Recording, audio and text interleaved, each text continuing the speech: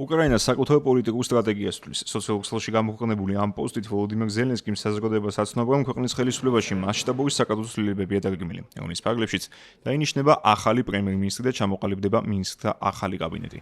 ჯერჯერობით უცნობია იმ მაღალჩინოსთან დასრულის სია, ვინც დარჩება მინისტრის პორტფელის გარეშე, თუმცა უკვე დასტურებულია, რომ თანამდებობიდან მიდის იულია სვირიდენკო, მთავრობის მოქმედი მეთაური, რომელიც ამ პოსტს უკვე 1 წელია უწყობა.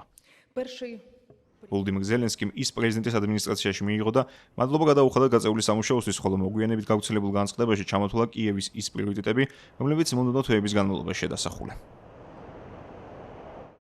საგარეო პოლიტიკის თითოეული პრიორიტეტული მიმართულება დაევალება კონკრეტულ ადამიანს, რომელსაც აქვს სერიოზული გამოცდილება და შეუძლია იმ გადაწყვეტილებების განხორციელება, რომელზეც ლიდერების დონეზე ვთანხმდებით და რასაც უკრაინელი ხალხი ელოდება. ამ მიმართულებებს შორის ყველაზე მნიშვნელოვანია შეერთებული შტატები და ჩვენი შეთანხმებები პეტრიოტის სისტემების წარმოების ლიცენზიებთან დაკავშირებით. ასევე უსაფრთხოების სფეროში სხვა ორმხრივი თანამშრომლობა, რომელიც უნდა გადაიქცეს კონკრეტულ სარგებელად, როგორც ჩვენი ქვეყნებისთვის, ისე უკრაინელი და ამერიკული კომპანიებისთვის.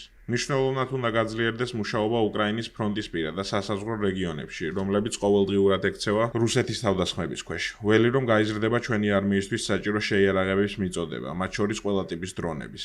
ზამთრისთვის მზადება უმნიშვნელოვანესი პრიორიტეტია და უკრაინა მზად უნდა იყოს ნებისმიერი საფრთხისთვის, რომელიც შესაძლოა წარმოიშვას. უნდა დაჩქარდეს სახელმწიფო კომპანიების გარდაქმნა, რადგან სწორედ მათზეა მნიშვნელოვანწილად დამოკიდებული უკრაინის მდგომარეობა. ასევე განსაკუთრებულ და მიზანმიმართულ ყურადღებას საჭიროებს უკრაინის აღდგენასთან დაკავშირებით პარტნიორებთან მიღწეული შეთანხმებების განხორციელება. მადლობელი ვარ იულიასი, მისი მკაფიო, სტაბილური და ეფექტიანი მუშაობისთვის პრემიერ-მინისტრის თანამდებობაზე, ასევე უკრაინის გუნდისთვის მრავალწლიანი ნაყოფიერი სამსახურისთვის. მე მას შევთავაზე შესაძლებლობა უხელმძღვანელოს ახალ და მნიშვნელოვან მიმართულებას ჩვენს ურთიერთობებში ერთ-ერთ მთავარ პარტნიორთან.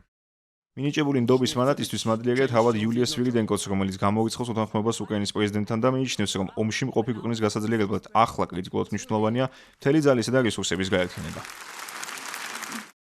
ვამაყობ, რომ მქონდა პატივი, ყოფილიყავი მთავრობის ხელმძღვანელი უკრაინის თანამედროვე ისტორიის ერთ-ერთ ყველაზე რთულ პერიოდში. მადლობას ვუხდით თითოეულ ქალსა და მამაკაცს, რომლებიც უკრაინის მიწას იცავენ.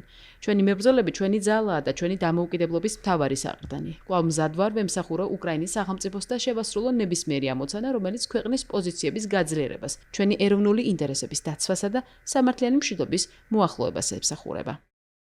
უკრაინული მედიის და სააგენტო როიტერის ცნობით, იულია სვირიდენკოს შემცვლელებს შორის სავარაუდოდ განიხილება მისი წინამორბედი დენის შმიჰალი, ასევე თავდაცვის მინისტრი მიხაილო ფედოროვი და სერგეი კორეცკი, უკრაინის სახელმწიფო ენერგოკორპორაციის ხელმძღვანელი, ასევე ხარკივის მერი იჰორ ტერეხივი, რომელიც ქვეყანაში ჩატარებული ბოლო სოციოლოგიური გამოკითხვების შედეგად მაღალი საზოგადოებრივი კეთილგანწყობით სარგებლობს. საგულისხმოა, რომ ვოლოდიმირ ზელენსკი ყველა მათგანს ან პირისპირ შეხვდა, ან ტელეფონით გაესაუბრა, თუმცა ნაკლებად სავარაუდოა, საკადრო ცვლილებები თავდაცვის სამინისტროს შეეხოს, რუსეთის წინააღმდეგ კიევის გაძლიერებული და წარმატებული დარტყმების გათვალისწინებით.